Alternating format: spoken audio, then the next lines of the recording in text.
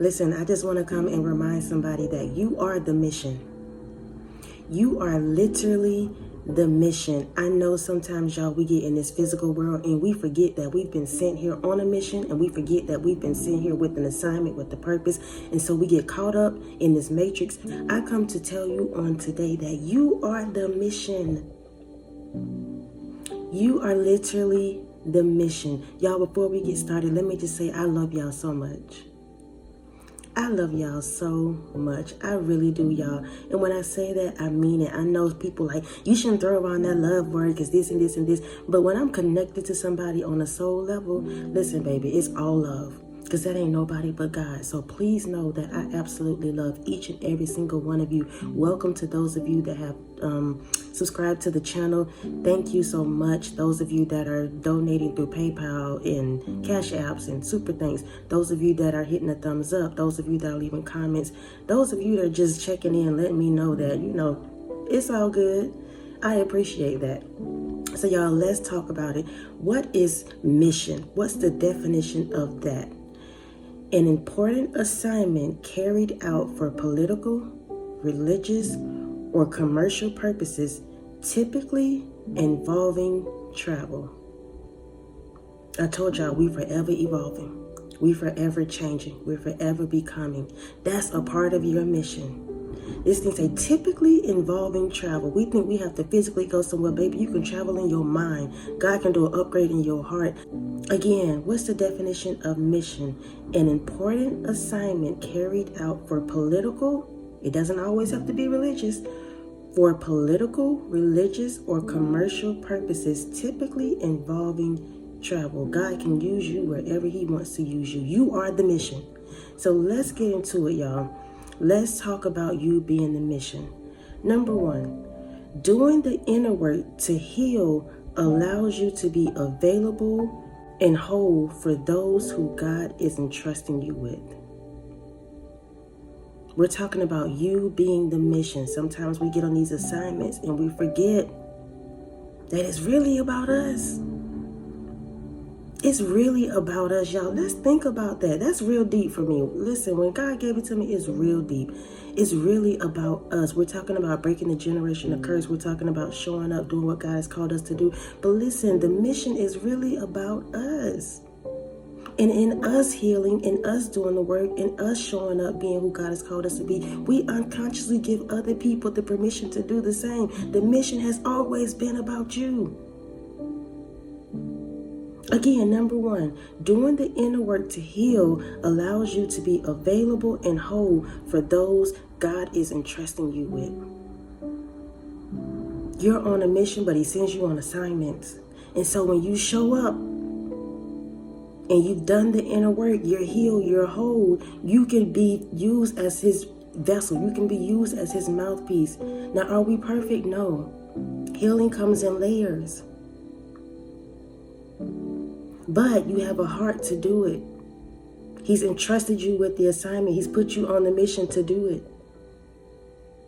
So when you do the inner work and you heal, listen, baby, that gives other people permission to do the same. He's entrusting you with these people, whether it's a personal relationship, whether it's on the job, whether it's you just out in the streets, like talking to strangers. He's entrusting that when you open your mouth, he's entrusting that when you step on the scene, he's entrusting that when you show up on the job, that you can get the assignment done. Let's go to the next one. Focusing on yourself and personal goals unconsciously gives others permission to do the same, or it challenges them to do the same. Again, you are the mission. So when you focus on yourself, when you focus on your personal goals, you unconsciously give society, you unconsciously give your family, you unconsciously give your friends, you unconsciously give your lover permission to do the same.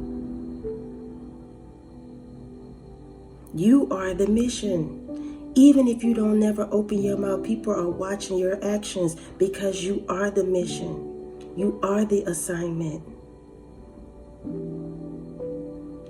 Y'all listen, I'm telling y'all, this, for me, I'm loving it. I'm loving it. I'm grateful for this word because sometimes I just forget. I'm keeping it 100 with y'all. I forget because I pour so much, because I motivate, I encourage, I show up. Sometimes I forget that the mission is on me. It's about me transforming, transitioning, getting higher, doing better. And as I'm doing it, I'm unconsciously giving everybody else permission to do the same.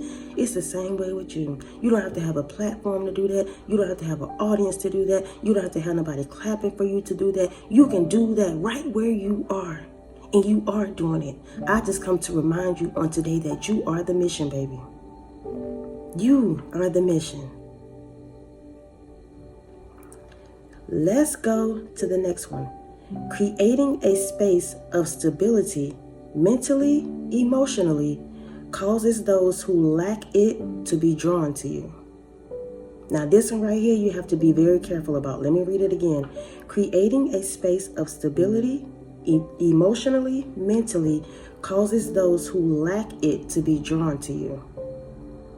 Again, you are the mission. So you've gone through the work to create a space of stability for you where you can show up mentally and emotionally for other people. But as you do that, you attract what we would call darkness, those who don't really know yet, those who are still confused, those who are still trying to figure out themselves. You attract these people to you. So you have to know when the assignment is up. You have to know that it's a mission, but when God says that's done, that's it, let it go. Let it go. You attract darkness and you attract light, but you've created a space for yourself where you're emotionally stable. You're mentally stable. And so that's why when you connect yourself, these people connect themselves to you, you have to know when the time is up, because if you do not and you overstay your welcome, you will begin to take on that energy. You begin to take on those anxieties. You will begin to feel like you're going back to a place that you thought you were delivered from. So you have to be very careful with this one, y'all. But you're in a place now where you've created or you're creating stability for yourself emotionally and mentally. You are the mission. You are the mission. The more you do that, the more you attract light and darkness.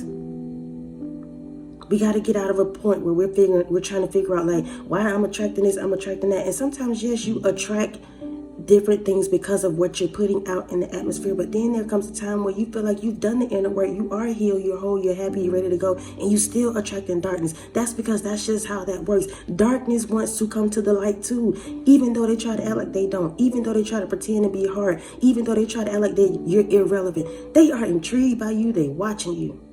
Because you are the mission. You're unconsciously giving them permission to do the same, permission to live life, permission to open up their hearts. They won't tell you that, but you are.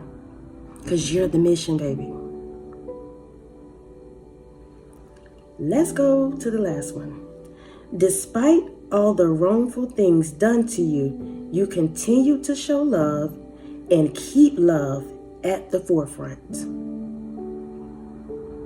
Love covers a multitude of things. Despite all the wrongful things done to you, you continue to show love and keep love at the forefront.